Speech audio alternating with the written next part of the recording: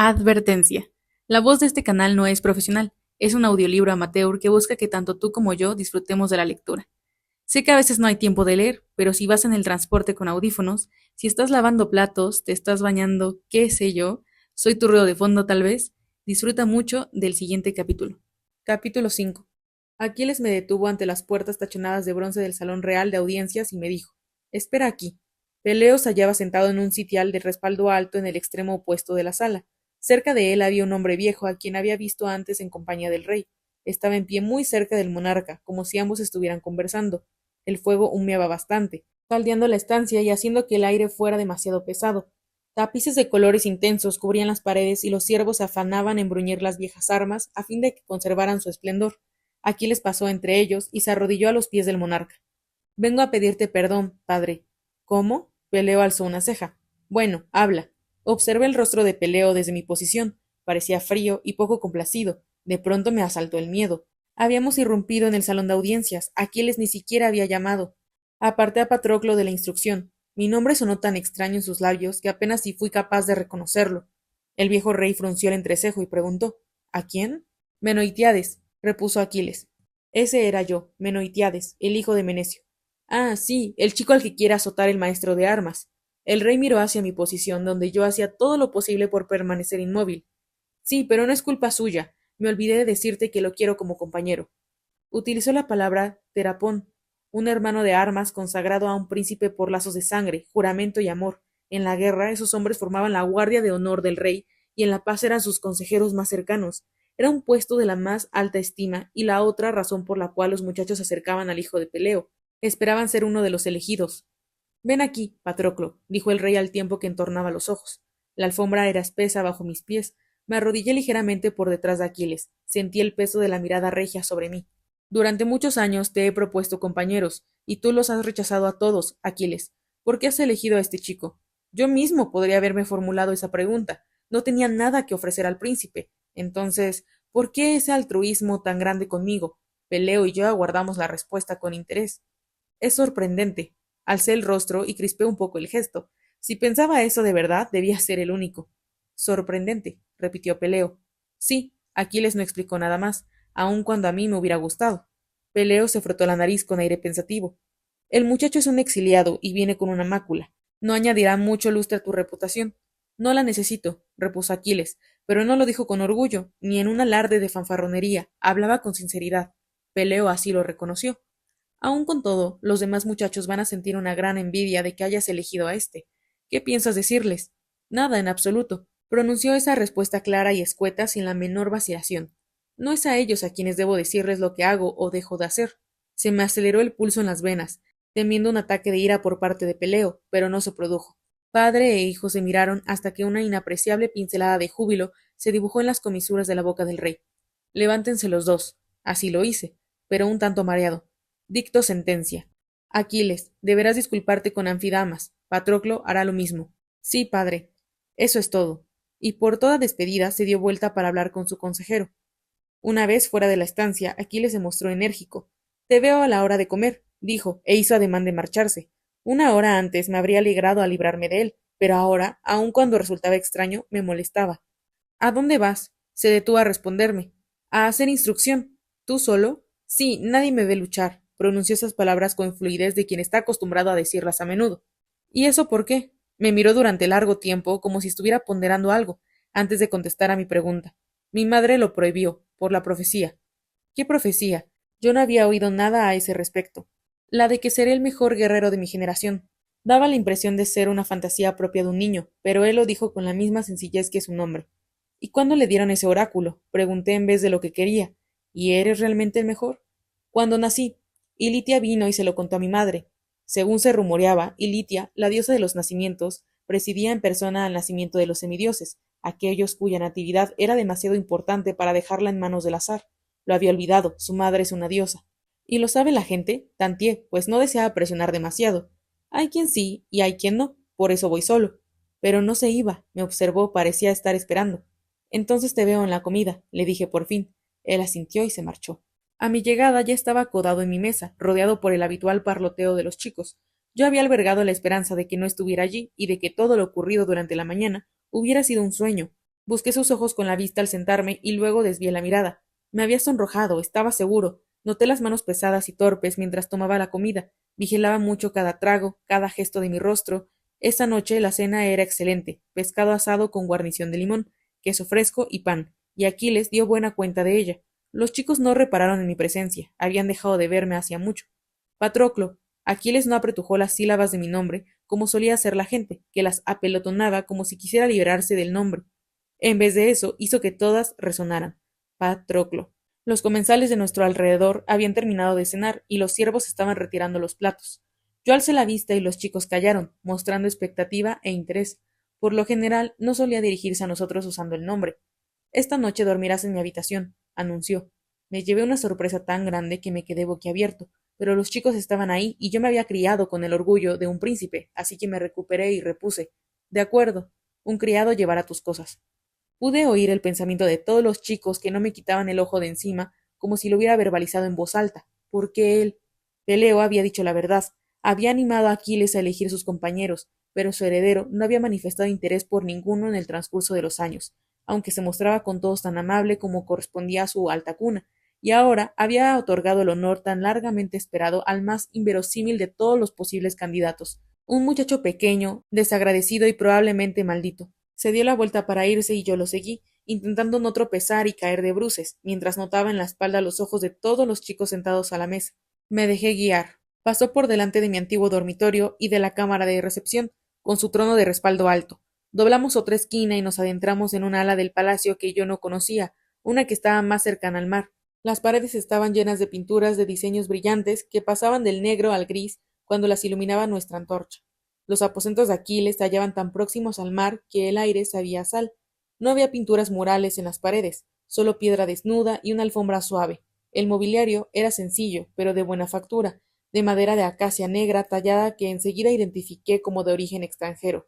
A un lado vi un camastro grueso, la señaló con un gesto y anunció: Es para ti. Ah, dar las gracias no parecía la contestación adecuada. ¿Estás cansado?, inquirió. No. Él asintió, como si yo hubiera dado una respuesta sabia. Tampoco yo. Yo asentí también. Los dos estábamos siendo extremadamente amables, tanto que cabeceábamos como aves. Se hizo un silencio. ¿Te gustaría ayudarme con los malabarismos? No sé cómo, ni tienes por qué, yo te enseñaré. Empecé a arrepentirme de haber dicho que no estaba cansado. No me apetecía nada ponerme en ridículo delante de él, pero se le veía tan esperanzado que iba a sentirme un miserable si rehusaba su oferta. De acuerdo. ¿Cuántas pelotas eres capaz de sostener en el aire? No lo sé. Muéstrame la mano. Así lo hice. La alargué con la palma hacia arriba. Él descansó su palma sobre la mía. Intenté no sobresaltarme. Tenía la piel suave, aunque un tanto pegajosa a causa de la cena. Encontré muy cálidas las yemas de los dedos con los que acarició los míos. Más o menos igual. Más valdrá empezar con 2. Toma estas, dijo, alargándome 6 bolas recubiertas de cuero similares a las usadas por los mismos. Fui obediente y elegí 2. Lánzamelas cuando yo te lo diga. Por lo general habría armado una buena por ser mangoneado de esa manera, pero no sé cómo ni por qué sus palabras no me parecían órdenes. Aquiles empezó a hacer malabares con las pelotas restantes. Ya, me indicó, y yo le lancé la bola y lo vi incorporarla a la perfección en el círculo de las demás. La otra, me instó, y yo le lancé otra pelota que se unió a las restantes. Lo haces bien, Patroclo. Levanté los ojos enseguida. ¿Se estaba burlando de mí? No, su mirada era sincera. Atrápala.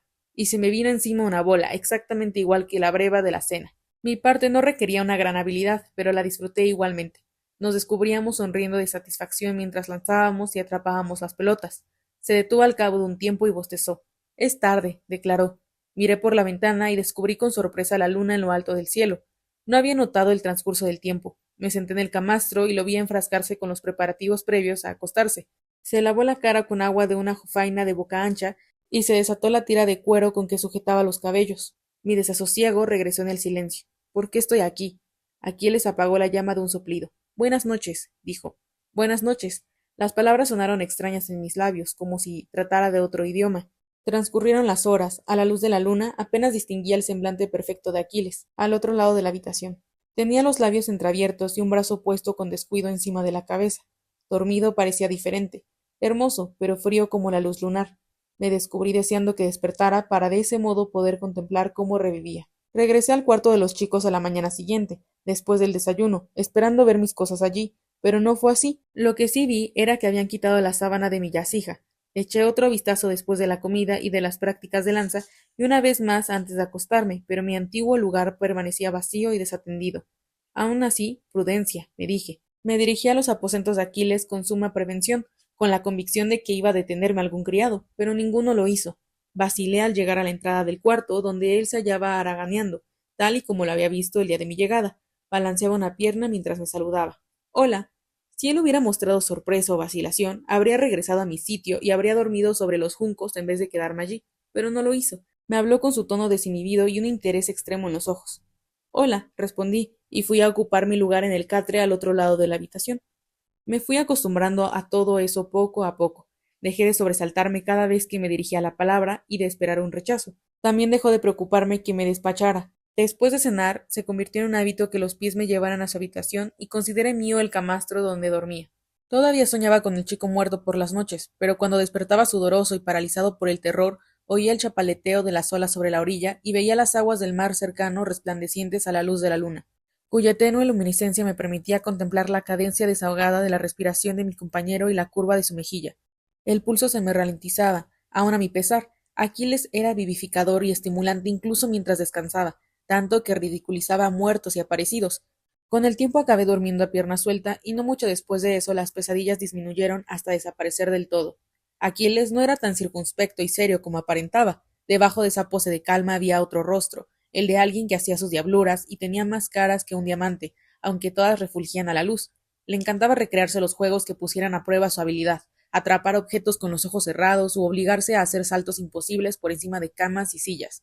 Cuando sonreía, la piel de las comisuras de sus labios se arrugaba como el papiro en llamas. Él mismo era una llama. Atraía las miradas porque brillaba. Era elegante incluso nada más levantarse, con el pelo revuelto y el rostro abotagado por el sueño.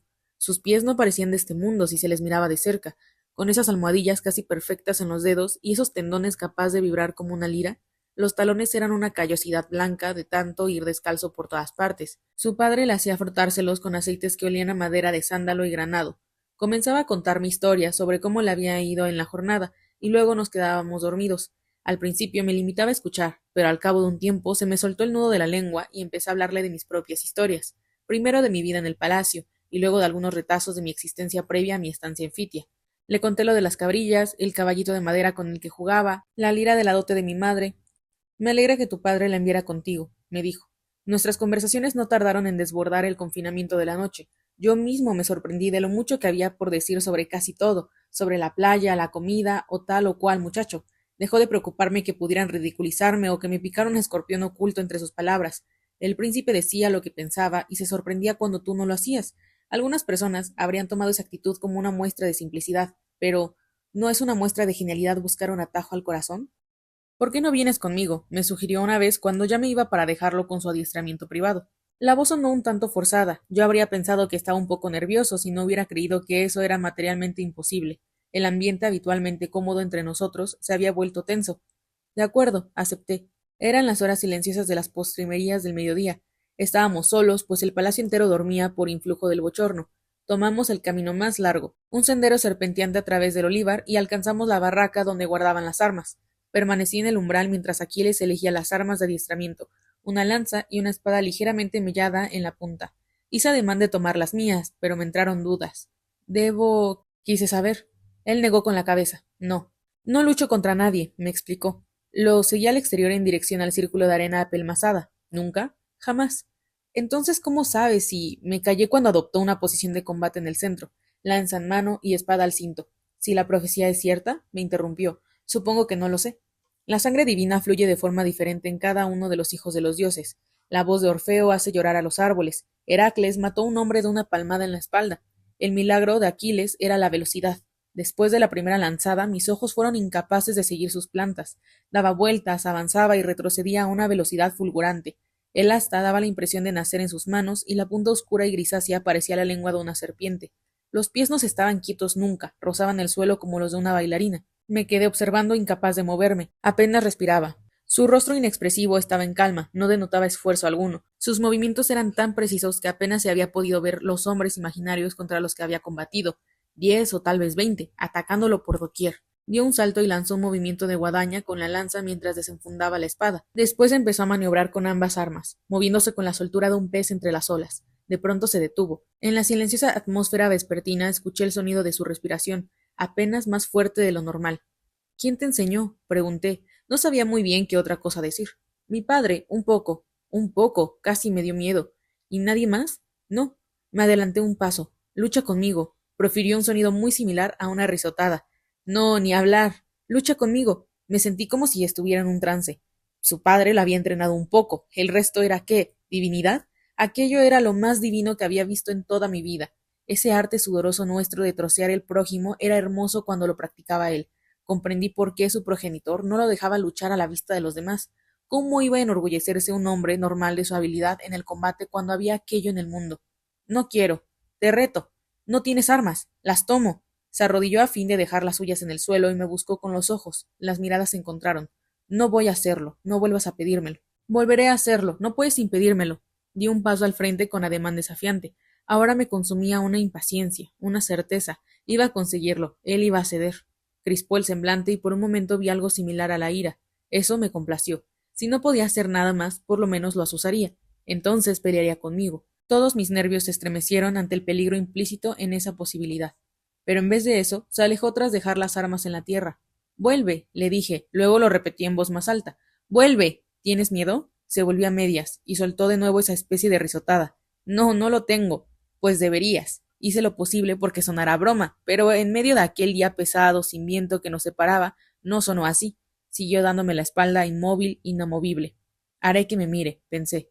Me bastaron 5 zancadas para salvar la distancia entre nosotros y chocar contra su espalda. Trastabilló y cayó hacia adelante. Lo agarré. Los dos acabamos mordiendo el suelo. Escuché el jadeo rápido cuando soltó aire. Lo tenía debajo, pero antes de poder articular palabras se retorció y se escurrió. Forcejeé, no muy seguro de lo que pretendía hacer, pero por fin opuso resistencia y pude luchar. ¡Suéltame! Moví las muñecas para zafarme de su presa. No.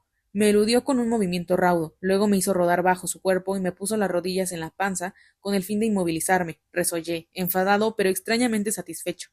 Nunca había visto a nadie luchar como tú, le dije. Confesión, acusación o tal vez ambas cosas. No has visto muchas peleas. Torcí el gesto a pesar del tono amable de Aquiles. Ya sabes a qué me refiero. Sus ojos eran inescrutables. Se levantó una brisa suave que agitó las ramas de los árboles e hizo sonar las olivas aún verdes. Tal vez. ¿A qué te refieres? Me removí con fuerza hasta que me soltó. Nos sentamos sobre el suelo, con la túnica manchada y el polvo pegado a la espalda. Me refiero a que me interrumpí, pues en mi interior cobraba vida, como la chispa de un pedernal, algo hiriente y muy familiar a la ira y la envidia, pero las palabras de amargura desaparecieron de mi mente en cuanto las pensé. No hay nadie como tú.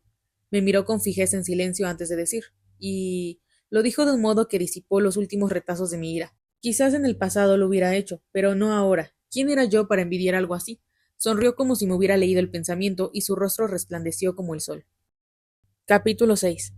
A partir de ese momento, nuestra amistad se precipitó como los torrentes de montaña en primavera. Antes, los chicos y yo imaginábamos las jornadas de Aquiles llenas de instrucción principesca, estrategia y clases de lucha con lanza, pero yo conocía la verdad. No recibía más formación que las clases de Lira y sus propios adiestramientos. Un día íbamos a nadar y al otro trepábamos a los árboles. Nos inventábamos nuestros propios juegos, como echar carreras o dar volteretas. Nos tendíamos sobre la arena cálida y nos desafiábamos. Adivina en qué estoy pensando. El halcón atisbado desde nuestra ventana, el chico de las paletas torcidas, comida. Y mientras nadábamos, jugábamos o charlábamos, nos abrumaba una sensación muy similar al miedo. Al menos así era como yo la sentía crecer en el pecho. Venía tan deprisa como las lágrimas, pero aquello era la antítesis de ellas. Esto era ligereza, mientras que aquellas eran pesadas. Aquello era luz y las lágrimas no brillaban. Había saboreado la satisfacción con anterioridad.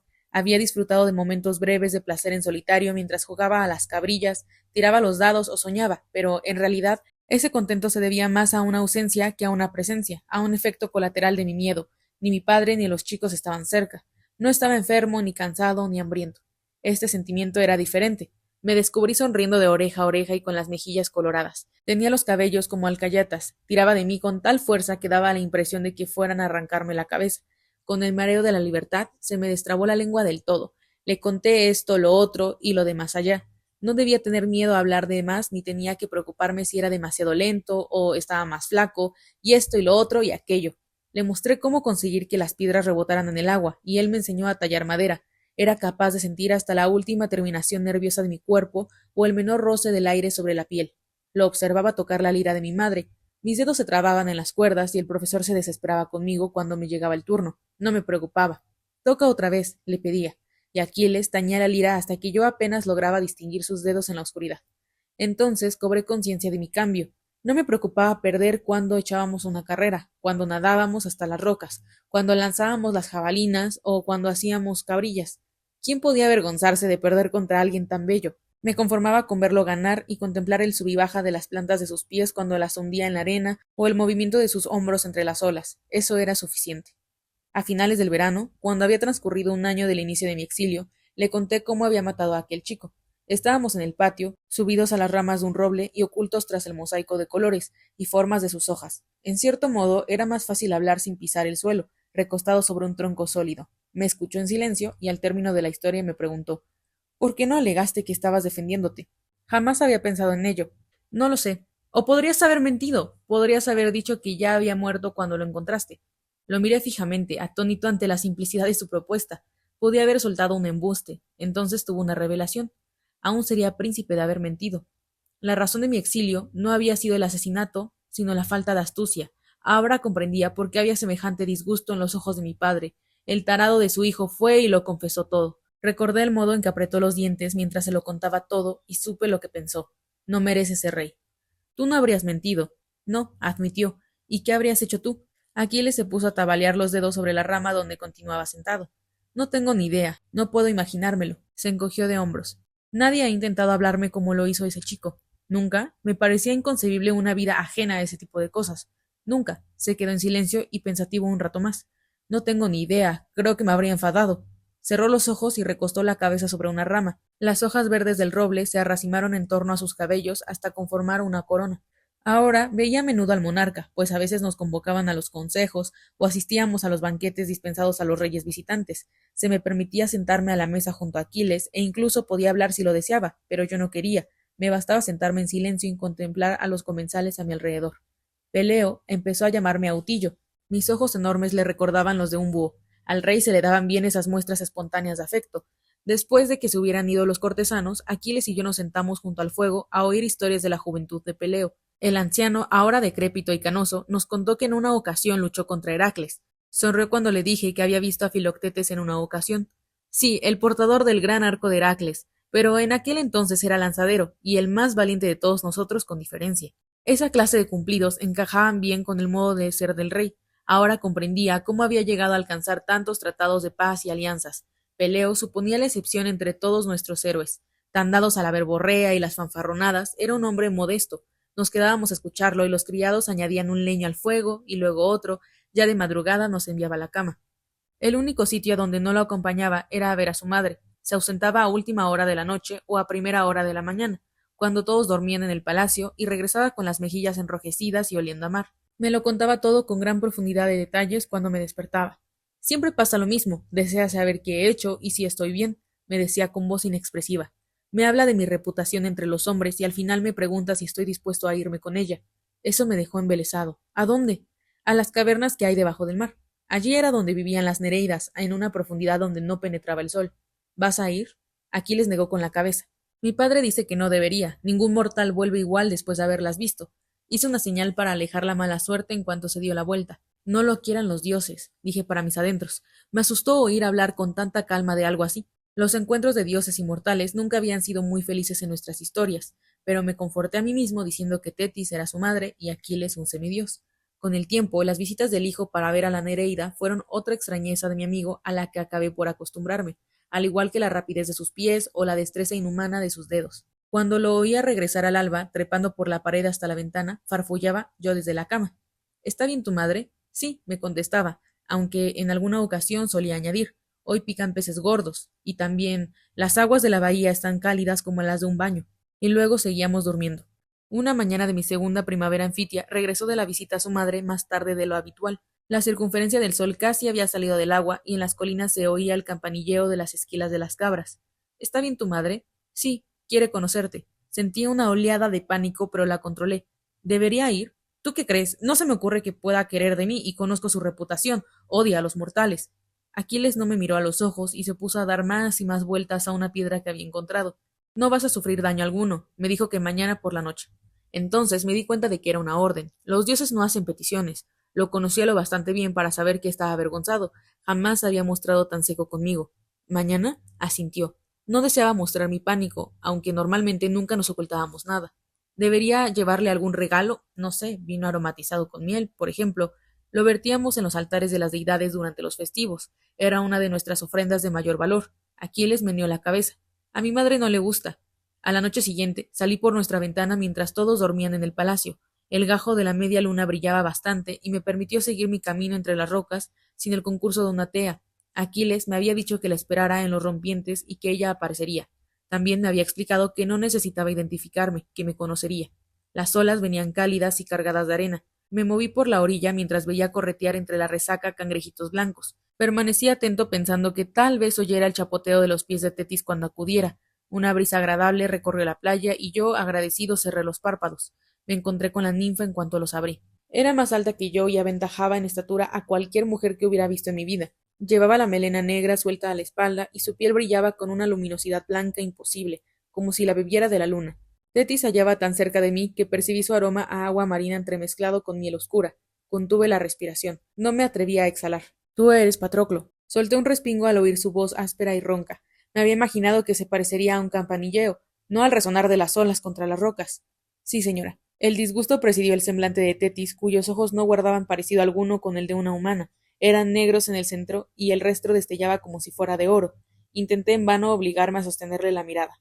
Va a ser un dios, afirmó la ninfa, y yo no supe qué decir, así que no dije nada. Ella se inclinó hacia adelante y por un momento casi pensé que iba a tocarme, aunque no lo hizo, por supuesto. ¿Lo entiendes? Sentí su aliento en la mejilla. No era cálido. Antes bien, al contrario, estaba helado como las profundidades abisales del mar. ¿Lo entiendes? Aquiles me había dicho que odiaba tener que esperar. Sí. La Nereida se inclinó aún más sobre mí. Su boca era una suerte de cuchilla bermeja, como el vientre abierto de un sacrificio, ensangrentado y listo para la lectura de un augurio. Detrás refulgían unos dientes puntiagudos y blancos como el hueso. Bien. Luego, casi como si hablara para sí misma, añadió con despreocupación. Y tú estarás muerto a no mucho tardar. Se dio media vuelta y se lanzó al mar, en cuya superficie no dejó ni una sola ondulación a su paso. No regresé de inmediato al palacio. No podía. En vez de eso me dirigí al olivar, donde me senté entre los árboles del tronco retorcido y frutos caídos. Estaba lejos del mar, pues en ese preciso momento no me apetecía oler el salitre. Y tú estarás muerto a no mucho tardar. Lo había dicho con frialdad, dándolo por hecho. La Nereida no me deseaba como compañero de su hijo, pero a su entender no valía la pena matarme. A juicio de una diosa, unas pocas décadas de vida humana apenas si representaban un inconveniente. Tetis deseaba que su hijo fuera un dios. Lo había dicho con absoluta claridad, como si fuera algo obvio. Un dios. No podía imaginármelo de esa manera. Las deidades eran frías y distantes, tanto como la luna. Eso no tenía nada que ver con el brillo de los ojos de Aquiles, ni con la picardía cálida de sus sonrisas. La ninfa ambicionaba demasiado. Era muy difícil convertir a un semidios en inmortal. Había ocurrido con anterioridad, cierto. Estaban los casos de Heracles, Orfeo y Orión, ahora en el firmamento, que presidían como constelación y festejaban con los dioses entre ambrosías. Pero esos hombres fueron hijos de Zeus, el dios de los dioses, y por sus venas corría el más puro icor. Tetis era una diosa menor entre las diosas menores, una Nereida y nada más. Según nuestras historias, estas divinidades estaban obligadas a halagar y engatusar para granjearse el favor de divinidades más fuertes. Por sí mismas no podían hacer mucho más, excepto vivir para siempre. ¿En qué piensas? Era Aquiles que venía a mi encuentro. Su voz sonó muy alta en la arboleda silenciosa, pero no me sobresalté. En parte esperaba que acudiera, yo quería que lo hiciera. En nada, contesté, pero era mentira, claro, supongo que esa respuesta siempre lo es. Se sentó a mi lado con los pies desnudos cubiertos de polvo. ¿Te dijo que ibas a morir pronto? Me giré para mirarlo sorprendido. Sí, lo siento. Se levantó una racha de viento que agitó las hojas grises de las ramas y oí el suave golpeteo de una oliva al caer. Tu madre pretende que seas un dios, le informé. Lo sé. La vergüenza alteró el semblante de Aquiles y eso aligeró mi corazón. Era la reacción propia de un muchacho, algo muy humano. Los padres eran padres en todas partes, pero la pregunta había quedado ahí, y yo no iba a hacer nada hasta que supiera la respuesta. ¿Y tú quieres? Hice un esfuerzo para no seguir, a pesar de que me había prometido a mí mismo formular toda la pregunta. Había estado sentado mucho rato en el olivar, ensayando ese interrogante, mientras esperaba a que él me encontrara. A la media luz de la alborada, sus ojos eran oscuros y yo no era capaz de apreciar el destello dorado de sus pupilas verdes. No lo sé, contestó al cabo de un rato. No sé lo que eso significa ni cómo ocurre. Se agarró las rodillas con las manos y bajó los ojos. No quiero irme de aquí. ¿Cuándo va a suceder eso? ¿Pronto? Estaba completamente perdido. No sabía nada de cómo se hacía un dios. Era un simple mortal. Crispó el gesto y continuó en voz más alta. ¿Existe de verdad un lugar como el Olimpo? Mi madre tampoco sabe siquiera cómo lograrlo, pero lo finge. Piensa que si alcanzo la suficiente celebridad, se le apaga la voz. Esto último al menos sí podía comprenderlo y completé la frase. Los dioses te llevarán con ellos. Él asintió, pero siguió sin responder a mi pregunta. Aquiles se volvió hacia mí con los ojos rebosantes de frustración y una suerte de perplejidad airada. Apenas tenía 12 años. ¿Quieres ser un dios? Esta vez resultó más fácil. Aún no, admitió. Eso liberó una tirantez de cuya existencia no me había percatado, pero no iba a dejarlo, todavía no. Ahuecó la palma de la mano y apoyó el mentón en ella. Sus rasgos parecían más finos de lo habitual, como cincelados en mármol. Aunque sí me gustaría ser un héroe, admitió.